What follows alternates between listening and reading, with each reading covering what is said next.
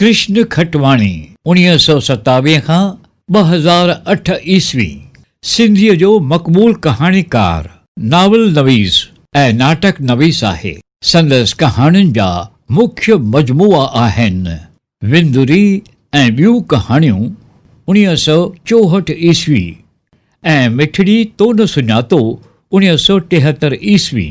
संदसि मुख्य नावल आहिनि अमर प्यार 1961 ईस्वी, मुंहिंजी मिठड़ी सिंध 1962 ईस्वी, याद हिक प्यार जी 1978 ईस्वी ऐं तरंदड़ बादल 1998 ईस्वी। याद हिक प्यार जी ते खेस साहित्य अकादमी अवॉर्ड 1980 ईस्वी में मिली चुको आहे।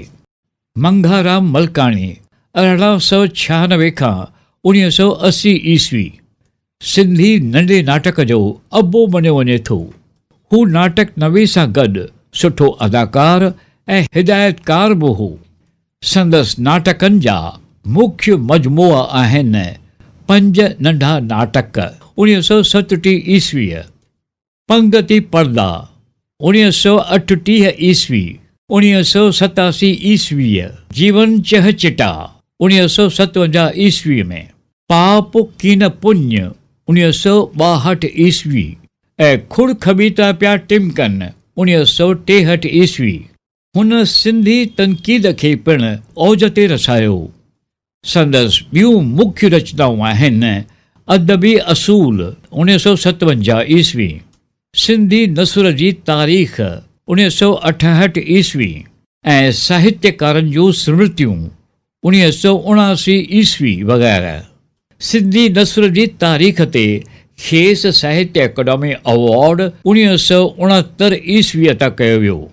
शाह लतीफ़ भिटाई 1699 खां 1752 ईस्वी सिंधी शाइरीअ जो सिरमौर दुनिया जे बहितरीन शाइरनि जे सिफ़ में शामिल कयो वञे थो। संदसि शाइरीअ में सूफ़ी मत सां गॾोगॾु भारतीय फ़िलसूफ़ीअ जो असर पिणु नज़र अचे थो। हुन पंहिंजे शाइरीअ जो आधार मशहूर सिंधी लोक कथाउनि खे बणायो। हू तमामु सुठो राॻींदड़ बि हो। जॾहिं हू ख़ुदाए मस्त में ॻाईंदो हो तॾहिं संदसि मुरीद उहो शेर कलम बंदि कंदा हुआ। शाह जो रिसालो में संदसि बैत ऐं वायूं ॾिनल आहिनि। सिंधी अदब तोड़े ज़िंदगीअ ते शाह जे शेर जो गहरो असरु पियो आहे। संदसि बैतनि जूं केतिरियूं सिटूं सिंधीअ जूं चवणियूं बणी चुकियूं आहिनि। भाई चैनराय बचोमल लुंड सामी 1743 खां 1850 ईस्वी सिंधीअ जो महान संत कवि आहे। संदसि गुरुअ में गहरी श्रद्धा हुअण सबबि हुन पंहिंजा समूरा श्लोक सामी या मेंगो नाले सां रचिया। दरअसल हू काग़ज़ जे टिटकियुनि ते श्लोक लिखी मट में विझंदो वेंदो हो। पोइ उहे सोधे सामी जा श्लोक नाले सां शाया कराया विया। संदसि श्लोकनि में भारतीय दर्शन ख़ासि करे वेदनि जा वीचार सवलीअ ॿोलीअ में पेश कया विया आहिनि। इन करे संदसि शाइरीअ खे सिंधीअ में वेदनि जी बाणी कोठियो वञे थो। प्रभु छुगाणी वफ़ा 1915 खां 2012 ईस्वी ताईं मक़बूल शाइर आहे। संदसि शेर में विषयुनि जी गूनागूनियत, मिठाज ऐं उन्हाई मिले थी।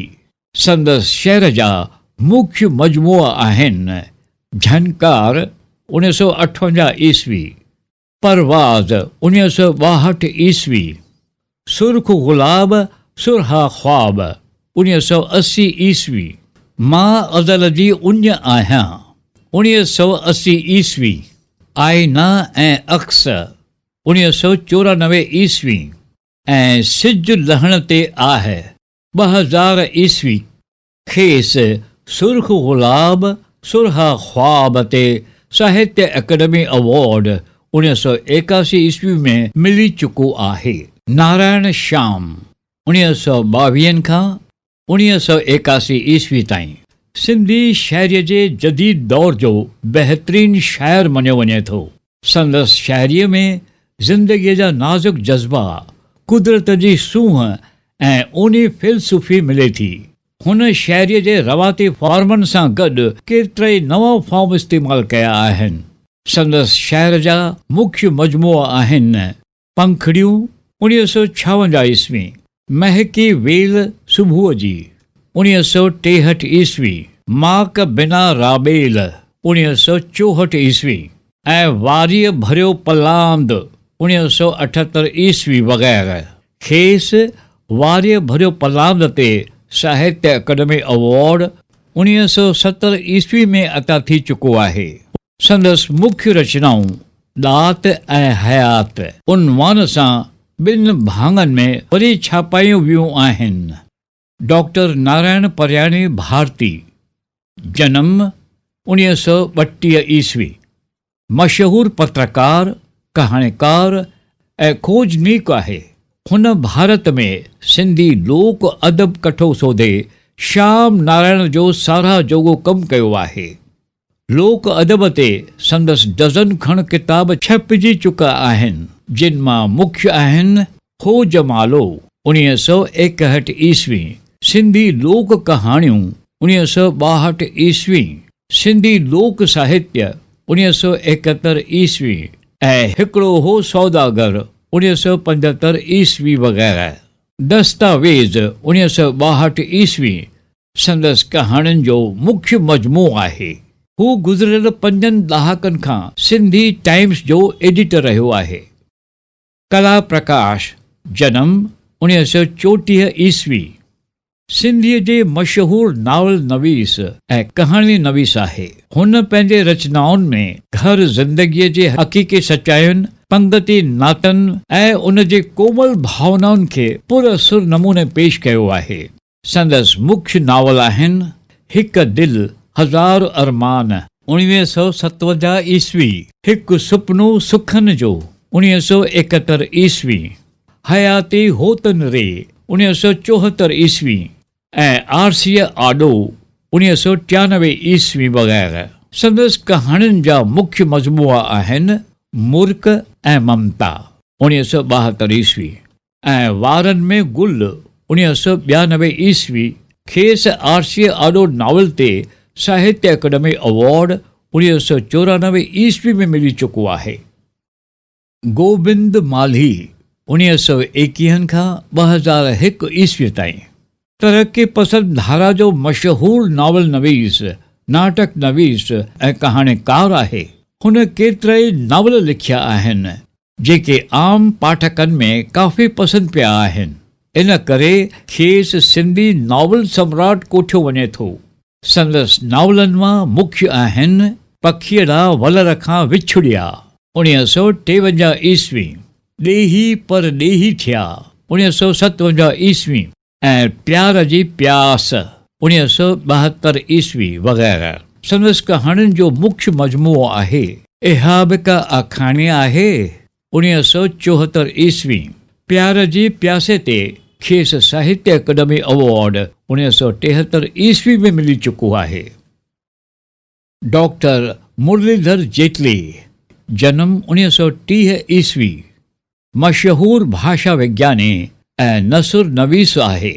संदसि मुख्य रचनाऊं आहिनि सिंधी साहित्य जो इतिहास 1972 ईस्वी, शाह जो रिसालो, हिकु अभ्यास 1992 ईस्वी ऐं ॿोलीअ जो सिरिश्तो ऐं लिखावट सन 1999 ईस्वी वग़ैरह।